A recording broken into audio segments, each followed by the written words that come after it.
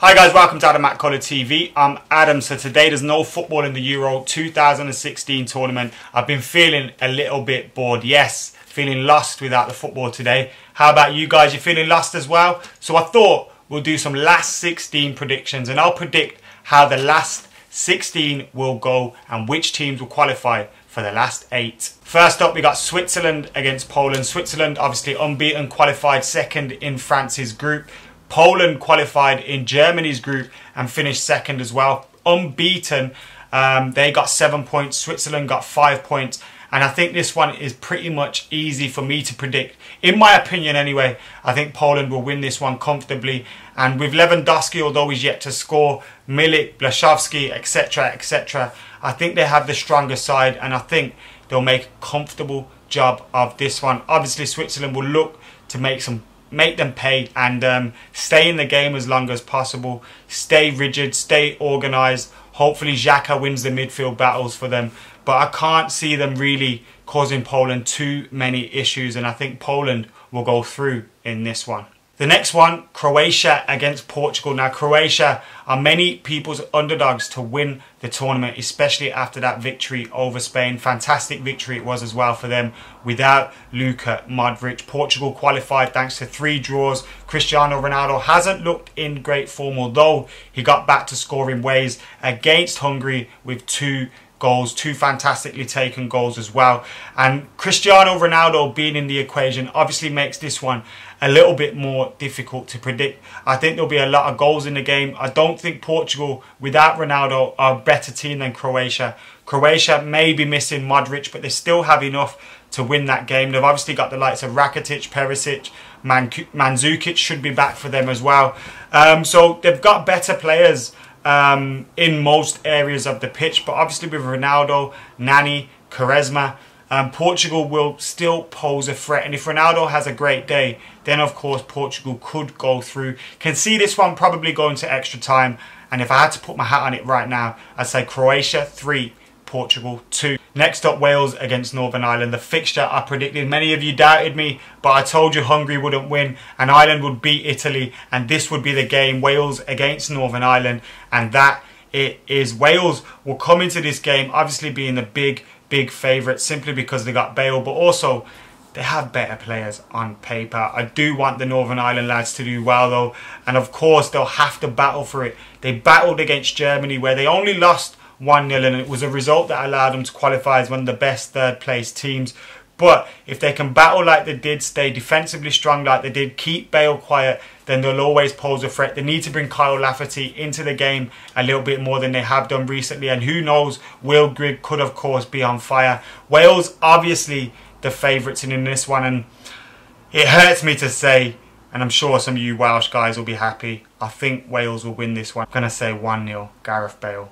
Hope I'm wrong though. I hope I'm wrong. Then we've got Hungary against Belgium. Hungary will be absolutely buzzing. Topping a group. Not many people expected them to do that. And they did it in great fashion, scoring a couple of goals. The 3-3 draw with Portugal, probably the best game of the tournament so far. But can they pull off another performance like that and go one step further and beat Belgium? I don't think so. Belgium are a much better outfit, much more organised, got much better players all over the park, and they're starting to tick as well. Obviously got that late victory when Nangolan stuck the ball in the net late on against Sweden, and having come on the back of beating Ireland 3-0, their confidence should be flowing now. Hazard's starting to look good, Lukaku's got a few goals, so Belgium are clear favourites for this one. I don't think Hungary will be as lucky as they were when they played against Portugal, and I'm going Belgium 3, Hungary 1.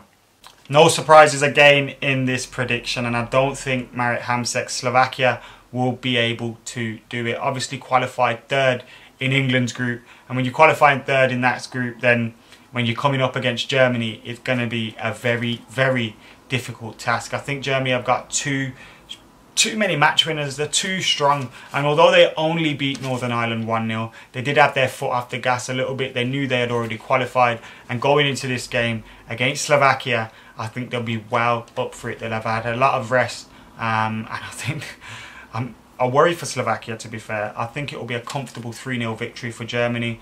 How could Slovakia possibly win this game? Well, they're going to need to defend as well as Northern Ireland did without obviously conceding. Hope to hit them on the counter-attack. Hope Hamsik has one of his great games. But I may look stupid later on, but I just can't see it happening. Germany all the way. Right, then it's Italy against Spain. Now this one is a little bit more difficult to predict. Italy and Spain coming into it on the back of defeats. Now nobody would have expected that. Italy already knew they were top the group.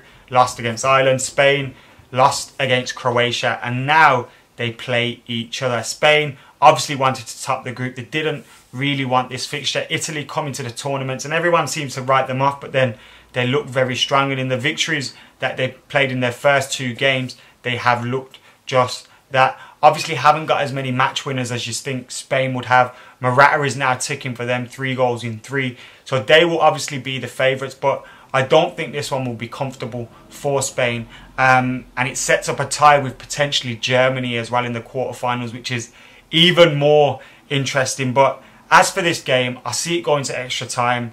I see Spain winning it only just 2-1 after extra time maybe. Who knows, it could even go to penalties, and I'm sure Italy wouldn't mind that. But this one will be a very, very interesting game, and it's probably the pick of the ties in the last 16. Not probably, actually. It definitely is. That is, of course, unless you are an Ireland fan. Ireland take on the home nation, France. And I said it yesterday. I'm saying it again today. Ireland are going to beat France. It's going to be 1-0. Yes, I know I'm letting my heart overrule my head a little bit here. France have a lot of match winners in their team. Dimitri Payet, obviously, ticking. He's looking good. Antoine Griezmann scored a goal now. He'll be more confident after that. Anthony Martial probably on the bench, but what a match winner he is. They've got match winners all over the park. And Ireland, of course, have to defend for their lives. I think they'll have to do more defending than they did against Italy. But that win against Italy, the battling that they've shown against Italy, the fans against Italy, if they can bring just that to the front against France, then I have no doubt that they can do it. Will they? I'm saying yes. Ireland are going to win. Ireland are going to win. And last but not least, it's England against Iceland. Yes, we all thought it was going to be Portugal. We all got worried thinking Ronaldo would knock England out again. But instead, they've got Iceland. Iceland, they've been battling. They were a little bit lucky against Austria, but they've been a fantastic story for the tournament. And they'll come into this and they'll be confident. Their fans will be up for it. England will definitely have to be up for it, because if they're not, then a shock can happen. I don't want England coming into this game thinking, oh, we're going to walk these, like we're going to batter them, because that isn't really the case. And although England are on the wrong side of the draw, the fact that they play the winners of France and Ireland has to be a positive as well, because they can beat both of those teams on their day. So if they go into this professional heads on, Roy Hodgson picks the right team. You have to play Rooney, you have to play Walker, you have to play Kane, in my opinion, and Dele Alli as well. Have to play those 4 players. It also includes Sturridge, maybe drop Vardy to the bench. But he needs to pick the right team. Can't be making no suspect decisions.